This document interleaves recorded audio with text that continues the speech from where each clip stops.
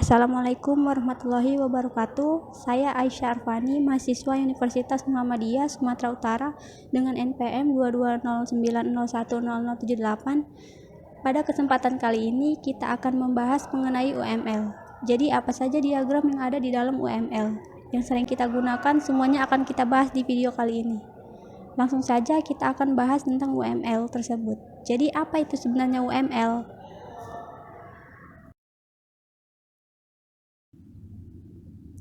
UML atau Unified Modeling Language adalah suatu metode dalam pemodelan secara visual yang digunakan sebagai sarana perancangan sistem berorientasi objek.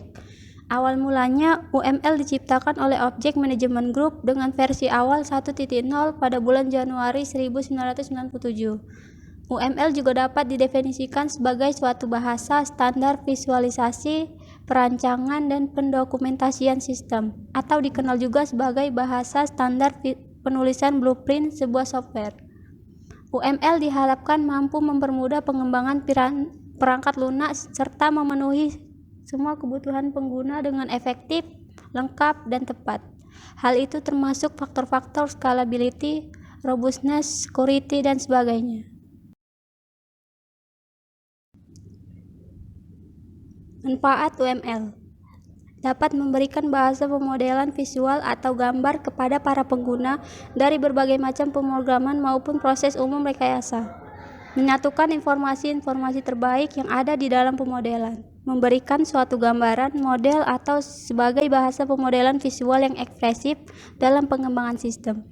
Tidak hanya menggambarkan model sistem software saja, namun dapat memodelkan sistem berorientasi objek, berguna sebagai blueprint, jelas nantinya menjelaskan informasi yang lebih detail dalam perancangan berupa coding suatu program. Use case diagram. Use case diagram adalah suatu jenis dari diagram UML atau Unified Modeling Language yang menggambarkan hubungan interaksi antara sistem dan aktor. Use case dapat mendeskripsikan tipe interaksi antara si pengguna sistem dengan sistemnya. Use case merupakan suatu yang mudah dipelajari. Langkah awal untuk melakukan pemodelan perlu adanya suatu diagram yang mampu menjabarkan aksi aktor dengan aksi dalam sistem itu sendiri, seperti yang terdapat pada use case. Simbol-simbol use case diagram: yang pertama aktor, yang kedua include, ketiga ada extend, 4 association, 5 system, 6 use case.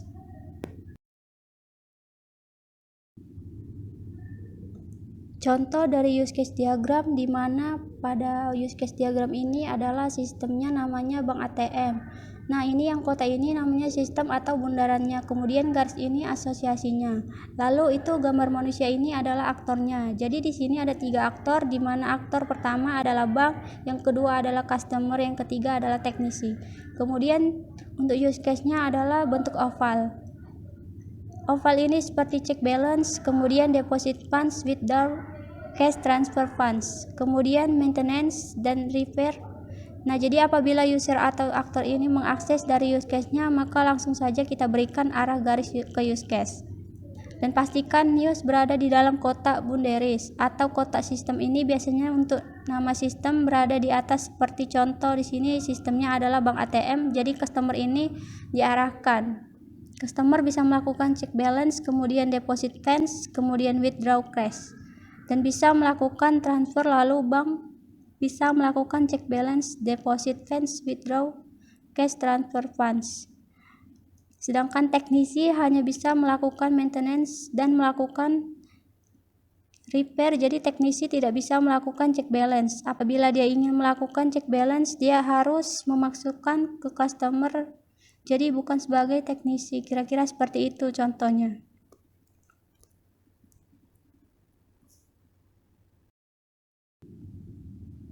Activity diagram. Activity diagram atau dalam bahasa Indonesia berarti diagram aktivitas, merupakan sebuah diagram yang dapat memodelkan berbagai proses yang terjadi pada sistem, seperti layaknya runtutan proses berjalannya suatu sistem dan digambarkan secara vertikal. Activity diagram adalah salah satu contoh diagram dari UML dalam pengembangan dari use case. Simbol activity diagram. 1. Status awal, 2. Aktivitas, 3. Percabangan, 4. Penggabungan, 5. Status akhir, ke-6 swim lane, ke-7 fork, ke-8 join.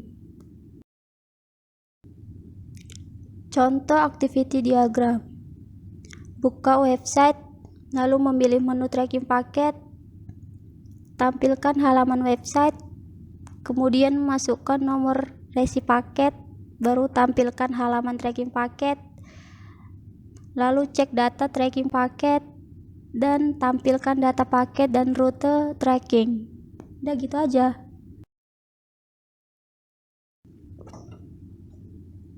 Kelas diagram. Kelas diagram disebut jenis diagram struktur karena menggambarkan apa yang harus ada di dalam sistem yang dimodelkan dengan berbagai komponen.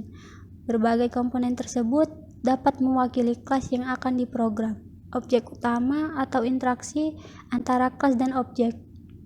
Kelas sendiri merupakan istilah yang mendeskripsikan sekelompok objek yang semuanya memiliki peran serupa dalam sistem.